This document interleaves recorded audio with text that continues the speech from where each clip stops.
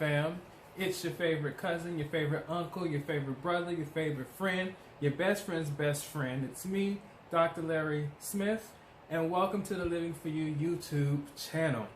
I'd like to say welcome once again to all of my family, and by family I mean my subscribers who come back time and time again, who like the videos, who share the videos, who leave comments and suggestions and create discussions. I'd like to thank all of you guys for being here. I love you. You guys know you're family. So you're family, not just subscribers. To those of you who are new, I'd like to say welcome to the channel. I'm Dr. Larry Smith. For those of you who are new, I also would like to tell you I am a certified life and spiritual coach. And so that the most of what's happening on this channel is really us just discussing things and having conversations and dialogue, life coach things, how to be better, healthy, more holistic people, and how to live the best quality lives that we can live, not tomorrow, but today. Not for yesterday, but today. And so we try to live more present lives. My business is Living For You Coaching, and you can find more about that at www.livingforyoucoaching.com.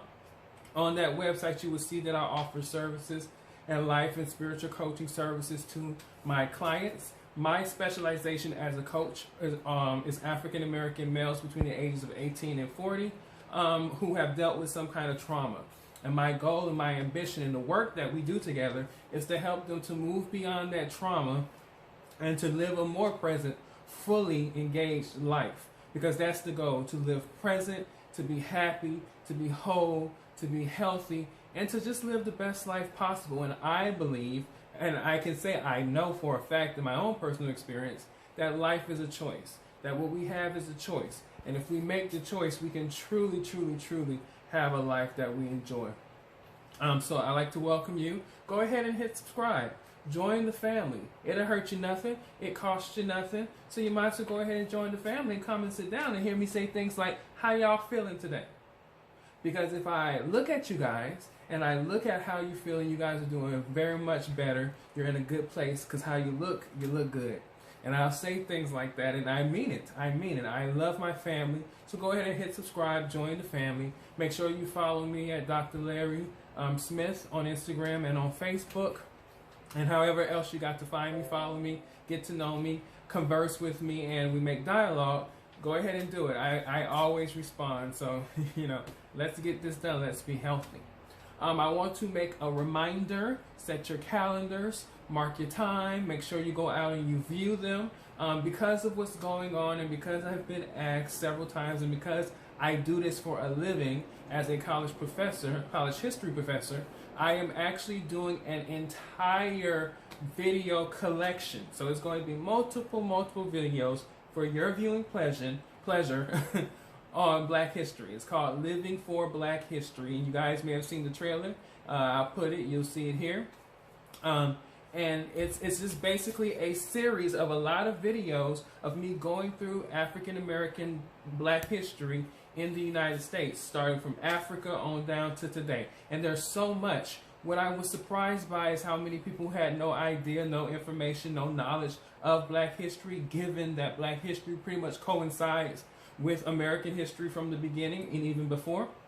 And so I thought I should go ahead and share that, give my comprehensive knowledge, give pictures and information, and just educate people in short series. This is like a little TV show for 30 minutes. You get some African American history, some comprehensive information, and I'll make it engaging and entertaining and just as enlightening and informing and entertaining as I do on a regular basis. So that'll have its own little, kind of playlist, and you can watch it as many times as you want to. You can share it, you can leave comments, and you can discuss it, and we can create dialogue and all kinds of stuff. And I'll be more than happy to share all my information and where I get my facts, my data, my research for my series, because I am researching more stuff so I can add deeper content. I know a lot of stuff, so you'll enjoy that. So make sure you go out and check out Living for Black History when it premieres Wednesday, June the 17th, right here on the Living For You YouTube channel. So that's just another wonderful thing that hopefully you guys enjoy. And I really got a good feeling about that one, that people are going to enjoy it, because there's many people who just want to know more about Black people and the history who do not know. So look out for that. Look out for that. I'm going to discuss trauma today. And I'm going to talk about the traumatic experience. And so I actually have a video on how to get over trauma. I'll go ahead and share that as well. You'll see the link to that at the end. So you can go and watch that too. I do, like I said, my specialization is dealing with trauma. And so I talk a lot about it to kind of help us to move beyond it collectively. I've dealt with it. We've had to deal with it. And so I do what I do to help people. But for those of you who are new, who hadn't heard the definition, the APA, according to APA, trauma is an emotional response to a terrible event.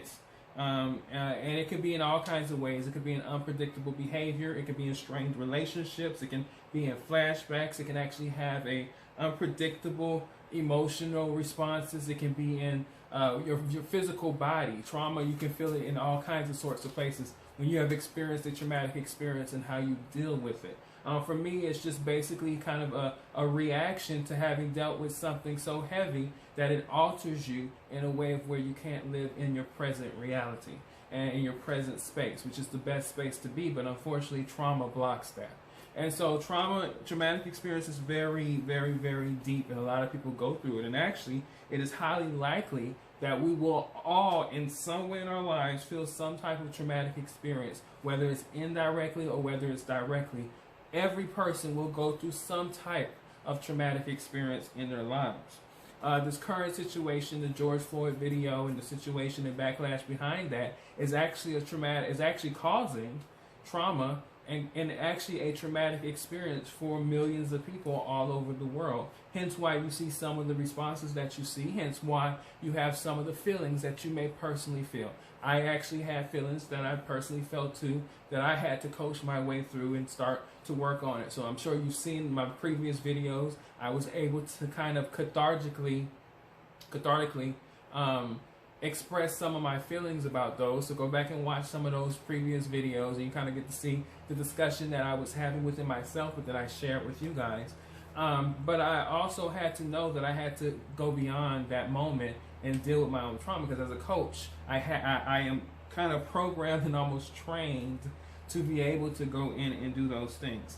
And so I think it is important, especially now with what's going on in life, that we actually discuss trauma, and we deal with trauma, and we look at it from a coaching perspective, and how a coach would help you get through it, or some of the tools coaches would give you to help you deal with certain things. And so in this particular video today, we're going to discuss 6 things that you can do to process through a traumatic experience. 6 things. Now, I know obviously there are more than 6 things you can do, but these are 6 of the top things that I do, that I have done, that I continue to do to help me to process my way through a traumatic experience. Because like I said, given your life, almost everybody, if not everybody, is going to experience indirectly or directly some traumatic experience. And so it's important that we know how to process it and deal with it so that we can move to the next space. The first one is breathing. Simply breathe. Take several deep breaths. I know that seems like kind of like foolishness, like I breathe all the time, but actually we do not breathe deeply all the time, and we really, really don't. And there are several key things that are very important to deep breathing. One, if you can take a deep breath, you are alive, and that is a better circumstance to be optimistic and positive about that a lot of people can't say. So being able to do that, you are able to do something so many people can't, and it's a powerful tool.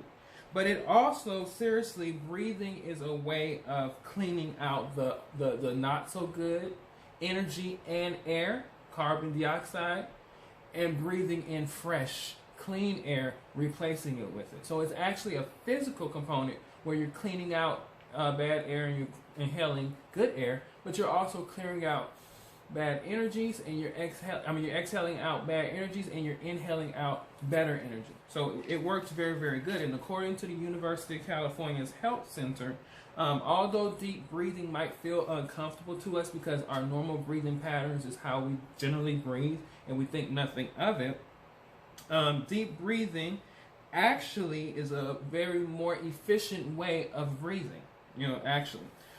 Breathing allows the body to fully exchange incoming oxygen and outgoing carbon dioxide, which is bad for us.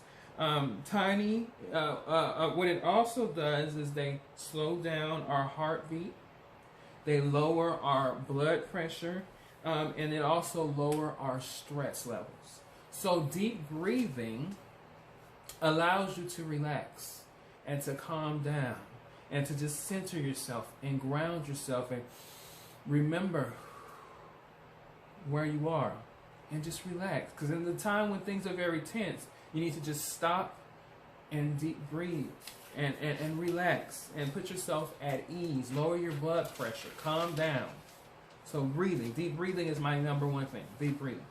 Number two, accept the experience for what it is. You didn't dream it. You didn't make it up. It isn't fiction. It is fact, non-fiction. And so therefore, in order to really deal with it, you got to acknowledge that it is the fact. What has happened before your eyes, what has happened to you, what has happened from you, what has happened because of you has happened. So you can't try to disguise it, try to figure it that it's not really happening, this can't possibly be occurring. And a lot of people do that. A lot of people are unwilling to fully embrace and accept the reality of what has occurred right before them. But you have to embrace it, you have to accept it, you have to acknowledge it as a fact. Because here's the thing, the sooner you are able to accept something, it is the sooner you are able to heal from something, right? So in life coaching and in counseling as well, therapy, they always tell you to confront the problem. Don't run the opposite direction from it, run towards it, embrace it, accept it, acknowledge it, say it out loud that this has happened, and embrace it as the reality, because the sooner that you're able to do that, the sooner you will be able to move on and heal from it. But that is a very important thing to do. Accept it. It is fact. You didn't make it up. It is not a dream. This is not fiction. This is fact, non-fiction. Accept it.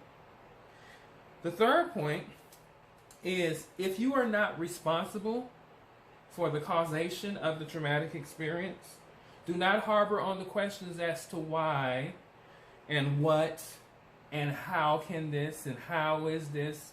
Don't harbor on it if you're not responsible for it. Right? Don't harbor. You can't do nothing of it if it's not about it, if it's not your fault. And so there's no reason for you to spend the time going through all the questions about why and how and what a situation is. If you are responsible for it, then simply ask, how can it be changed?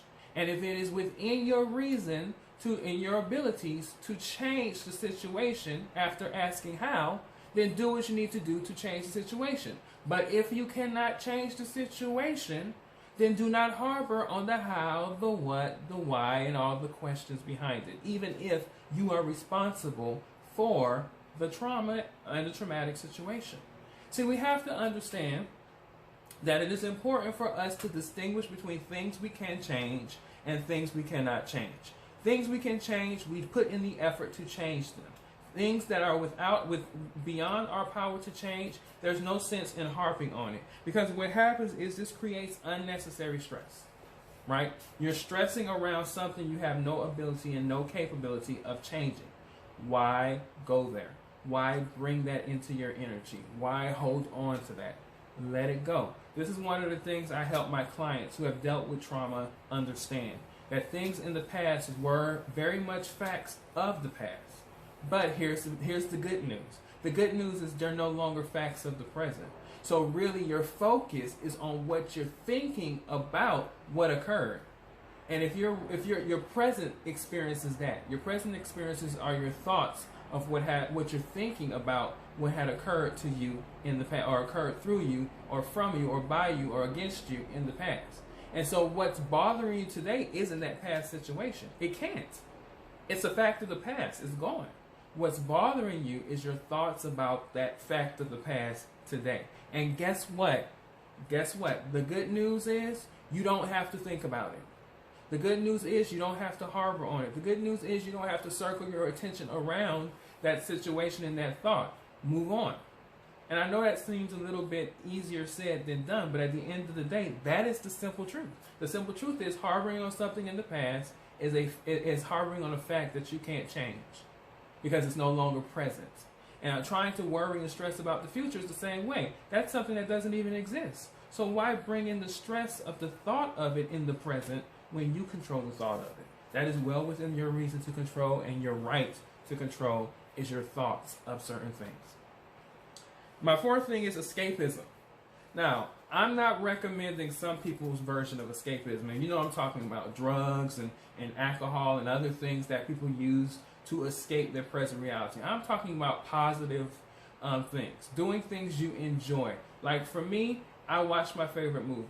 My favorite movie always makes me smile. I'm quoting the movie and it's making me laugh and I'm feeling in an upbeat mood. I might run around the house singing and dancing and doing karaoke. I actually did that recently to deal with what we're going through now. I'll cook a good meal. I'll light a good scent. You know, I love a good scent. So good scents enlighten me and move my mood to an elevated place. Do things that are your favorite things to do. Go outside, buy some candy, eat some candy. You know, positive things that are going to elevate your mood. What you're doing is you're physically, intentionally doing something to move from the space you were in to move yourself up. And only you really know what things make you smile and make you happy and make you content and all those things. And so if you have a mastery over those things, then do those things to elevate your mood, right? To deal with your trauma. So find something that is an escapism for you, your favorite movie, your favorite scent, your favorite food. Call up a favorite friend who helps to elevate your mood. Do different things that you can do to kind of move yourself from the trauma situation and move above it. And that's just another way of not thinking about it, right? We've already said acknowledge it. Once you've acknowledged it and accepted that it was a fact that has happened, then now it's time for you to just disengage. I call it disengaging. I am not going to engage with it. I am not going to argue with it. I'm not going to fight with it. I'm not going to dance with it. I am going to move on to something else and allow that fact to be what it is for the moment, and I'm going to do something else. I'm going to disengage. So disengage, escape. Do what you need to do in that regards. Meditate. Meditate. Meditate. If you've been to this channel several times, you know throughout many of my videos, I tell you, meditation works. Yesterday I meditated for an hour, right? Because I felt as though I needed to go. And see, here's the thing about meditation. You don't need any special type of anything. You don't even need music. I use music sometimes I don't. All you need to do is to be able to close your mind, close your eyes, and clear everything out and just center yourself on your breathing within. For as long as you need to. It is an escape that you have anywhere. Whether you're sitting in the office, whether you're sitting at home, whether you're lying in bed, wherever you are that you're stable, you can go into a meditative state in order to just fully feel yourself and release all of the toxins and energies that are negative around you for that moment. Meditate. Meditation helps to center your balance, right? Remember we said breathing just a second ago, that breathing helps you to clear out? Well, in meditation, it's intentional breathing, but it's also mind work. And you're clearing your mind, and you're dissolving the negativity, or some people do intentional meditation in which they're adding certain thoughts, they're programming, they're deprogramming the negative, and reprogramming in the positive, and they're getting themselves back into a positive place, right? So meditate, meditate, meditate. Meditation is a very powerful tool when it comes to dealing with a traumatic experience. Going in, finding your center space. For me, that is finding God. That is finding spirit. And it's just finding my center space and acknowledging that presence and dancing and loving and intermingling and intertwining and engaging with that presence within. And that's a safe, healthy, peaceful, relaxing place for me. So when I come out of my meditation, I'm in a very powerful sense of calm, very powerful state of peace. So meditate, meditate, meditate. And then lastly, be optimistic. One of the most common things people do when they go through a traumatic situation, when they've experienced it, is they focus on the negative. This is what happens, and every other thing that comes becoming a negative thought around what happened. You guys know it. After we all saw the George Floyd video, and I even caught myself doing it, passing information, more information about police brutality, more information about what's going on, more information about the situation, the protests, the rioting, and just spreading and passing and seeing and observing and engaging, and it was making me feel unusually negative, because I'm not generally a person who carries a negative spirit. I generally carry a pretty light air spirit, and it's probably because I'm an air sign. You guys know I'm a Gemini, Libra, Aquarius. Some of us are air signs. And in our air signness, we generally like to just breeze our way through and feel lighthearted and not really deal with heavy things. And that could be a bad thing if you're not a person who is engaged in your own perception that you don't deal with nothing. But it's a positive thing when you know how you can just remain optimistic about life. One door slams, other doors open. The glass isn't half empty, it's half full. And you start to see things through a more optimistic, realistic way. So be optimistic. Don't go the easy route. The easy route is just the beginning to be negative and see things through a very, very pessimistic way. Go the difficult route and say, despite this, I'm going to keep my thinking here. I'm not going to bring my thinking down to the level of energy of what just happened. I'm going to keep my thinking positive. What can I get out of this situation that's a positive? So be optimistic. And so those are my top 6 things that I have listed. 1, breathe. Breathing is very important. Take intentional deep breaths to cleanse and clean the air and the oxygen and to rejuvenate your body. Accept as fact what has occurred. Don't run away from it. Don't fantasize it into being something that didn't happen. It did happen, so make sure you just acknowledge for what it is. It's a fact. It is what it is. The sooner you do that, the sooner you're able to get over it and begin to heal. 3, if it is your responsibility, take the responsibility to do what you can do if there is something you can do to fix it. If it is not your responsibility, don't stress over the questions as to why, what, how, and if it and what occurred.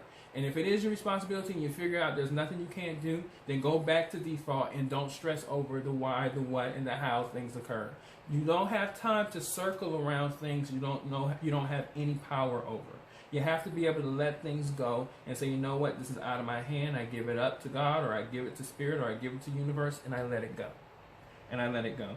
4, escape. Find your favorite things to do and go into doing them so that you can able to have a sense of escapism during your traumatic experience moment, so that you're able to cope, right? The goal is to be able to heal. And so healing is reminding yourself of times before the traumatic situation. Healing is reminding yourself of the positive things that you enjoy about yourself and that you enjoy about life and that you enjoy about others. So find some way to find some enjoyment, some escapism, some bliss within the midst of the situation. Meditate, meditate, meditate. 5, meditate. I cannot over exaggerate how good meditation is. Meditation is the best thing you can do. And don't let anybody tell you otherwise. Try it. Try it for about 15 minutes a day before you go to bed, and maybe 15 minutes of the day when you get up. I promise you, your life experience, your way of how you deal with certain situations and think of certain situations will change. Meditation works. So meditate, meditate, meditate. And lastly, be optimistic, right? Be optimistic. That's a song by Sounds of Blackness. Be optimistic. Think positively. Don't be pessimistic. Don't be negative. See the outcome. See the purpose of what you're going through in a positive way, and grab a hold of that and live in that space. Because here's the thing, what you're doing when you do all of these things I said is you're taking the energy and you're turning it in your favor, and you're controlling your life. You're controlling your feelings. You're controlling your experience. And that's the whole goal of life, is that you have mastery over what you're going through and who you are, or how you're seeing life. So be optimistic and take the pride and the joy and the positivity out of the situation. That is it. I have no more. Those are my top 6 things you can do to go through a traumatic experience. And I wanted to get on here and I wanted to talk about that because I know we all are at this moment going through a traumatic experience. But we will get through the other side. That's my optimism. But there's ways to get through it when you're in it. There's ways to go and to feel and to build and to find out who you are and to get in touch with your true self, which is joy, which is peace, which is love, which is happiness, which is positivity, which is strength, which is kindness, which is peace. That's your true self. That's your true nature. Tap into those things even during the midst of the time. And if you do that, you reverberate good energy. Other people come around you, will want to come around you to feel a sense of that. And they'll start to pick up on those vibes and they will reverberate good energy. And they'll go and attract other people. And next thing you know, it's a positive. We're moving into a positive space. So those are my top 6 things for dealing through a traumatic experience. I'd like to remind you guys, June 17th, Wednesday, this Wednesday, Living for Black History. Look out for that. And if you have any questions, reach out to me. Like, comment, subscribe, and share the videos. And as usual, I will see you in the next video.